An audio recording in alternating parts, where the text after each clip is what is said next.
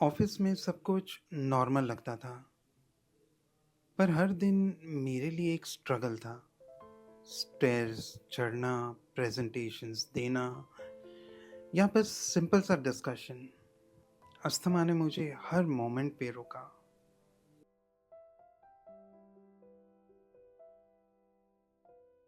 Presentation के बीच में जब सांस अटकती है तो शब्दों से ज़्यादा नज़र आती है लोगों की कंसर्न। और कभी कभी वो साइलेंट जजमेंट भी। Team outing skip, office cricket match skip. मुझे लगने लगा था मैं सिर्फ काम करने के लिए हूँ, जीने के लिए नहीं। हेलो सुरजीत, आपका अस्थमा डेफिनेटली मैनेजेबल है, लेकिन अगर आप एक्टिव रहना चाहते हैं तो आपको पल्मोनरी रिहैबिलिटेशन डेफिनेटली कंसिडर करना चाहिए। ये एक कॉम्बिनेशन है ब्रीदिंग एक्सरसाइजेस का, लंग ट्रेनिंग का, लोअर लिम्ब एक्सरसाइजेस का और लाइफस्टाइल मॉडिफिकेशन का। आपकी जिंदगी बदल जाएगी, वो भी डिसिप्लिन के साथ।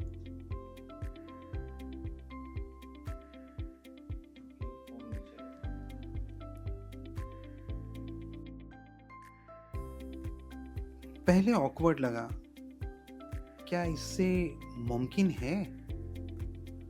पर धीरे धीरे मेरी सांस भी बदली, मेरी सोच भी। रिहैब ने मेरी लंग्स को कंट्रोल में लाया और मेरी लाइफ को भी। पहले लिफ्ट मेरी मजबूरी थी, अपस्टेयर्स मेरी चॉइस है। पल्मोनरी रिहैब ने सिर्फ मेरी सांस नहीं, मेरी जिंदगी वापस लाई। जहाँ पहले हर कदम पर थकान थी, अब हर दिन में एक नई उम्मीद है। सही इन्हेलर टेक्निक सीखी और समझा कि दवा तभी काम करती है जब यूज सही तरीके से किया जाए।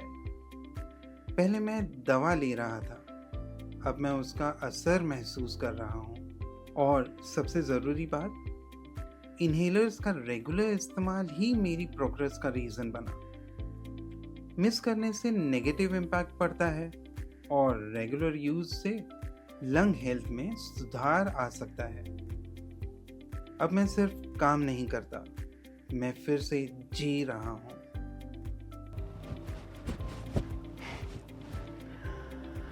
अस्थमा के साथ जीना मुश्किल हो सकता है, लेकिन इम्पॉसिबल नहीं।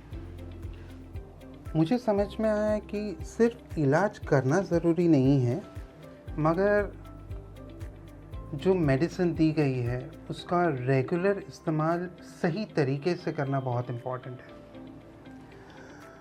बल्कि इतना ही नहीं, इसके साथ साथ ब्रीदिंग एक्सरसाइज, इसको हमारे जीवन का एक हिस्सा बनाना भी बहुत ज़रूरी है। ये आपकी स्टेमिना बढ़ाता है, आपका कॉन्फिडेंस लेवल भी बढ़ाता है। पल्मोनरी रिहैब ने मुझे मेरी पुरानी लाइफ से कनेक्ट कर दिया। अगर आपको भी मेरे जैसी कोई तकलीफ़ है तो बस एक स्टेप लेना बहुत इम्पॉर्टेंट है। सही दवाई, सही एक्सरसाइज, इन दोनों का मिलाप, और आप भी मेरे जैसे ब्रीदिंग को कंट्रोल कर सकते हैं।